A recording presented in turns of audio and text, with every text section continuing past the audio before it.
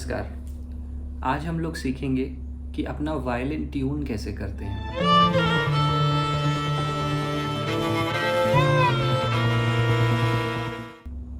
वैसे तो भारत में विभिन्न प्रकार की ट्यूनिंग्स प्रचलित हैं, जैसे कि जो स्टैंडर्ड ट्यूनिंग है वायलिन की, जिसे हम लोग GTAE या मासा पारे कहते हैं, या फिर हिंदुस्तानी क्लासिकल की दो प्रचलित ट्यूनिंग्स मासा पासा, पासा पासा, और कर्नाटिक की जो वर्ल्ड फेमस ट्यूनिंग है यानी सापा सापा, जो हिंदुस्तानी क्लासिकल में भी यूज़ की जाती है। तो इतनी सारी ट्यूनिंग्स हैं, बट आज हम लोग स्टैंडर्ड ट्यूनिंग पे फोकस करेंगे, जो है मासा पारे यानी GTAE। तो वायलिन को ट्यून करने से पहले आप ये जान लीजिए कि इन स्ट्रिंग्स की जो फ्रीक्वेंसी है वो क्या है। मैं चाहूँगा कि आप प्लीज़ इसे नोट कर लें सबसे पहले। तो सबसे पहले हम लोग ई स्ट्रिंग की फ्रीक्वेंसी मैं आपको बता रहा हूँ, जो है 660 हर्ट्ज, आपकी स्क्रीन पे भी दिखेगा, ठीक है। ए स्ट्रिंग की फ्रीक्वेंसी है 440 हर्ट्ज, डी स्ट्रिंग की फ्रीक्वेंसी है 293.7 हर्ट्ज और जी स्ट्रिंग की फ्रीक्वेंसी है 196 हर्ट्ज। सो जो आपका ई स्ट्रिंग होता है वो कौन सा होता है वायलिन पे, कैसे पता चलेगा? तो ये जो सबसे पतला वाला होता है स्ट्रिंग, ये आपका ई स्ट्रिंग होता है। जो इसके बगल का स्ट्रिंग है जस्ट, वो होता है आपका ए। नेक्स्ट स्ट्रिंग जो है वो आपका डी है, और जो उसके बगल में जो स्ट्रिंग है, जो सबसे मोटा स्ट्रिंग है आपका, वो है आपका जी स्ट्रिंग, ठीक है। तो अभी क्योंकि आप लोगों को स्वरों का ज्ञान नहीं है, मैं यही मान के चल रहा हूं, तो इसलिए आपको किसी ऐसी चीज की जरूरत है जिसकी हेल्प से आप ये पता लगा पाए कि वायलिन मेरा ट्यून है कि नहीं। अभी कानों से सुन के आप नहीं पता लगा पाएंगे, मैं सुन के पता कर सकता हूँ, बट अभी आप नहीं कर सकते, आपको अभी ट्रेनिंग नहीं हुई है, ईयर ट्रेनिंग जिसको बोलते हैं। आने वाले जो लेसन्स होंगे उसमें मैं आपको ईयर ट्रेनिंग भी दूंगा, तो बिल्कुल आप बने रहिए, सारी चीज़ें आपको मिलेंगी, ठीक है। तो फ्रीक्वेंसीज हमें पता चल गई, ठीक है। तो अब मैं अपना ऐप खोलूँगा और वो ऐप बताऊँगा भी आपको कि कैसे डाउनलोड करना है, कौन सा डाउनलोड करना है, तो ठीक है। तो सबसे पहले अपना फ़ोन आप लॉक खोलिए, आपको मेरी स्क्रीन दिखेगी, और लॉक खोलने के बाद आप प्ले स्टोर पे जाइए अगर एंड्रॉयड है, और अगर आपके पास एप्पल है तो ऐप स्टोर पे जाइए एप्पल के, और वहाँ जाके आपको सर्च करना है वायलिन ट्यूनर, ठीक है। जैसे ही आप सर्च करेंगे बहुत सारे आपको तमाम ऐप्स देखिए यहाँ पे दिख रहे हैं, बहुत सारे दिख रहे हैं। तो इसमें जो सबसे अच्छा ऐप है, फ्री ऐप है, कोई पैसे नहीं लगेंगे, वो है वायलिन ट्यूनर -लाइक टोन्स। ये आपको डाउनलोड कर लेना है, ठीक है। लाइक टोन्स याद रखिएगा, इसका लिंक भी आपको डिस्क्रिप्शन पे iOS का और एंड्रॉयड का दोनों में डाल दूंगा, ठीक है। तो इसको मैंने ऑलरेडी डाउनलोड, क्योंकि मैं यूज़ करता हूँ अपने स्टूडेंट्स के लिए, तो मैंने इसको ऑलरेडी डाउनलोड कर रखा है। तो मैं इसको ओपन कर लूँगा। अब आपकी स्क्रीन के सामने देखिए ये ऐप खोल के आ गया। तो ये हमको क्या बताएगा? फ्रीक्वेंसी बताएगा। तो देखिए मैं अपना वायलिन जो है उसको प्लग कर रहा हूँ, ई स्ट्रिंग सबसे पहले प्लग करूँगा, देखिए क्या बताता है। देखिए 660 बता रहा है, ठीक है, इसका मतलब ये ट्यून है। ए स्ट्रिंग को देखते हैं, तो एक सेकंड, ए पे इसको मुझे सेलेक्ट करना पड़ेगा, तब ये बताएगा, देखिए ए बताएगा। तो ये थोड़ा सा मुझे बता रहा है 439, थोड़ा सा कम बता रहा है, तो इसको कैसे सेट करेंगे ये भी बताता हूँ। नेक्स्ट आते हैं हम लोग डी स्ट्रिंग पे, इसको सेट करते हैं डी, ये भी थोड़ा सा कम बता रहा है। और अब जी देखते हैं, जी तो दिखा रहा है एकदम सही है, ठीक है। तो अभी आपका वायलिन जरूरी नहीं कि इस स्थिति में हो, तो मैं आप अपना वायलिन अब ऐसी परिस्थिति में कर लेता हूँ जैसा आपका नया वायलिन होगा, यानी कंप्लीटली आउट ऑफ ट्यून। तो देखिए मैं इसको पूरा लूज कर लेता हूँ,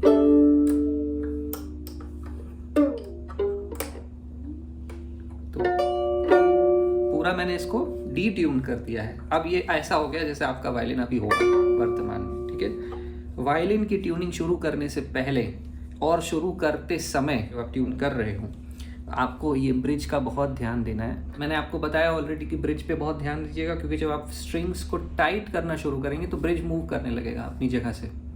तो इस बात का ध्यान रखिएगा कि जब आप ट्यून कर रहे हो तो पोजीशन पे आपका नज़र रहे ब्रिज की, कि कहीं ये टेढ़ा तो नहीं हो रहा, नहीं तो होगा ये, आप जितना टाइट करते जाएंगे ब्रिज खसक जाएगा या गिर जाएगा, कुछ भी हो सकता है।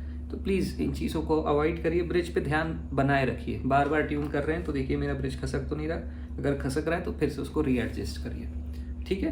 तो चलिए सबसे पहले अब मैं अपनी ई स्ट्रिंग को फिर से एक बार देखिए प्लग कर रहा हूँ, और ये ऐप में पहले ई को सिलेक्ट करूँगा, E5 को।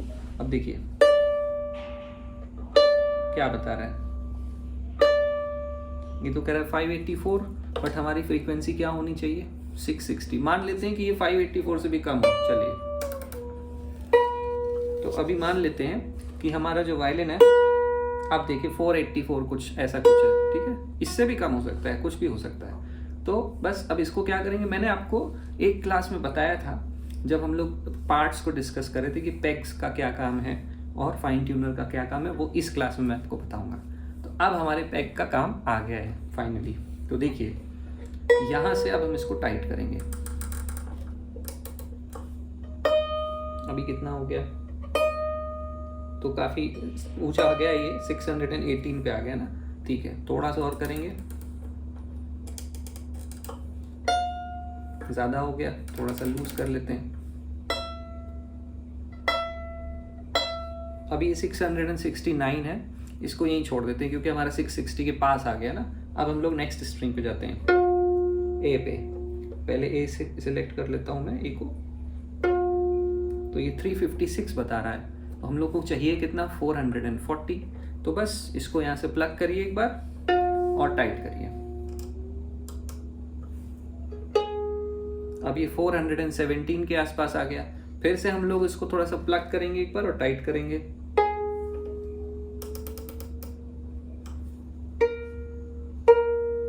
अभी ये थोड़ा सा ज़्यादा हो गया, 469 हो गया, हम लोग इसको यहीं छोड़ देंगे।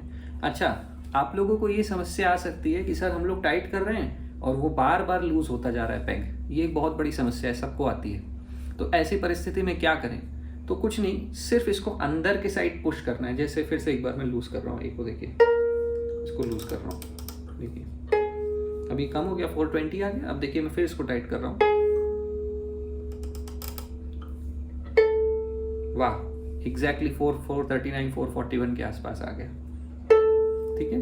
तो अभी इसको यहीं छोड़ता हूँ मैं, और याद रखिए मैंने अंदर पुश किया है, आपको भी ऐसे अंदर पुश करते हुए टाइट करना। और एक बार में, अभी देखिए नेक्स्ट स्ट्रिंग में आपको मैं दिखा रहा हूँ क्या नहीं करना है। ये डी है, अरे ये तो बहुत ही ज़्यादा लूज है, तो 181 ऐसा कुछ हो गया, ठीक है। तो अभी क्या करना है, देखिए थोड़ा थोड़ा करके टाइट करिए। आप लोग क्या करते हैं, मतलब आप लोग ऐसा करते हैं, ये गलत है। इतना एक बार में उसको ऐसा घुमाना नहीं है, आपको थोड़ा थोड़ा करके टाइट करिए। तो अभी क्या दिखा रहा है 266, तो हम इसको थोड़ा सा टाइट कर लेते हैं और 294 छोड़ देंगे। 293.7 है, 294 है, छोड़ देंगे। फिर आते हैं जी स्ट्रिंग पे, बहुत ज़्यादा लूज है। चलिए इसको भी उसी तरह टाइट करते हैं।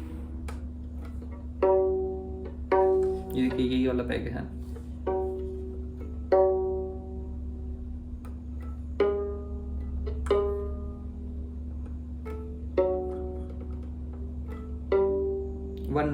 के आसपास आ गया, ठीक है। अब फिर से हम लोग जाते हैं, याद रखिए ये 3 स्टेप का प्रोसेस है।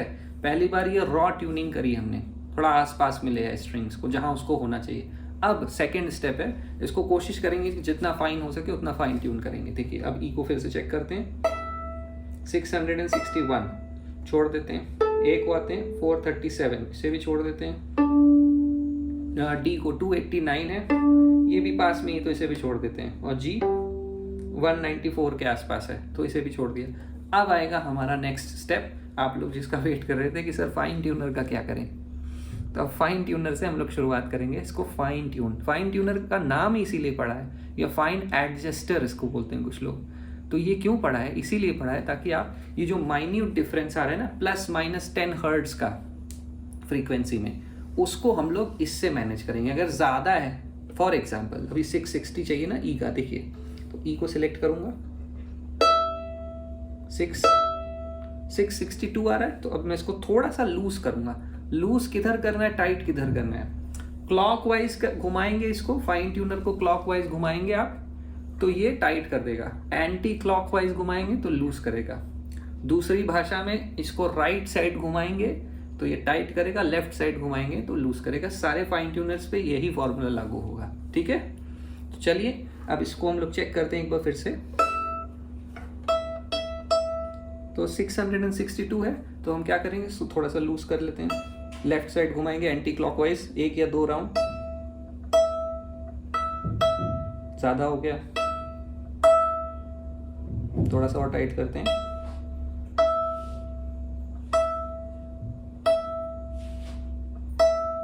एग्जैक्ट 660 हो गया। एग्जैक्ट फ्रीक्वेंसीज का बहुत वैल्यू है म्यूजिक में। अगर आप सोचे कि नहीं 659 है चलेगा, नहीं चलेगा, 661 है चलेगा, नहीं चलेगा, 660 ही चलेगा, क्योंकि बेसुरा उसको कहा जाएगा। और आप फिर सुर में बजाएं, चाहे जितना भी फिंगर्स अच्छी रखें, आएगा बेसुरा ही, ठीक है। तो आते हैं अब ए स्ट्रिंग पे। पहले ए सिलेक्ट करेंगे, तो ये हमें 437 कुछ दिखा रहा है, तो इसका मतलब इसको टाइट करना है, लूज है थोड़ा सा ना।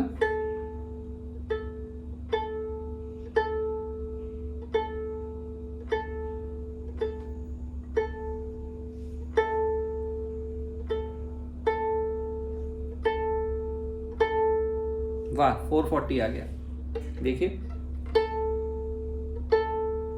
440, ठीक है। अब आते हैं डी पे। डी को सिलेक्ट करेंगे ऐप में, और डी का फ्रीक्वेंसी क्या था 293.7।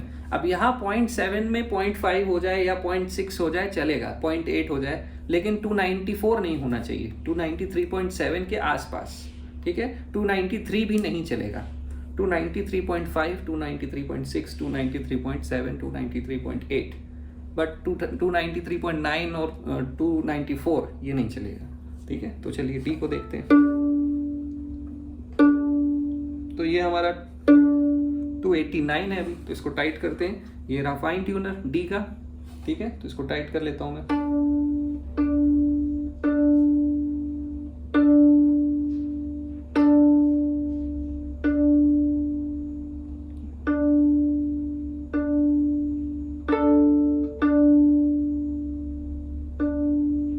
तो 293.6 के आसपास हमारा आ रहा है, चले। तो अब हम लोग जान लेते हैं कि जी स्ट्रिंग का कैसे हम लोग ट्यून करेंगे। तो ये रहा हमारा जी, इसको सिलेक्ट कर लेते हैं, यहाँ पे ऑलरेडी सिलेक्टेड है। और ये देखिए, तो अभी ये 195.5 बता रहा है, तो इसको हम लोग थोड़ा सा टाइट कर लेते हैं। ये हो गया, थोड़ा ज़्यादा हो गया, थोड़ा सा लूज। ये देखिए, यहीं से मैं लूज और टाइट कर रहा हूँ बार बार, ये देखिए।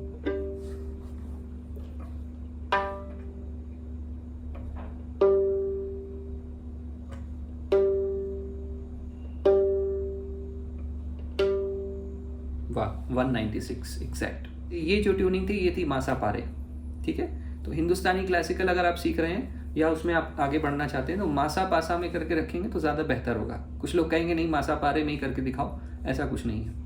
जिसमें आपका सबसे अच्छा निकल के आ जाए साउंड, जिसमें आप सबसे ज़्यादा कंफर्टेबल हो, वो सबसे सही ट्यूनिंग होती है। चलिए नेक्स्ट क्लास में आपके साथ मिलता हूँ। इसको सीखिए, कोई समस्या हो तो कमेंट में मुझे बताइए, मैं आपको उसके लिए समाधान करूँगा।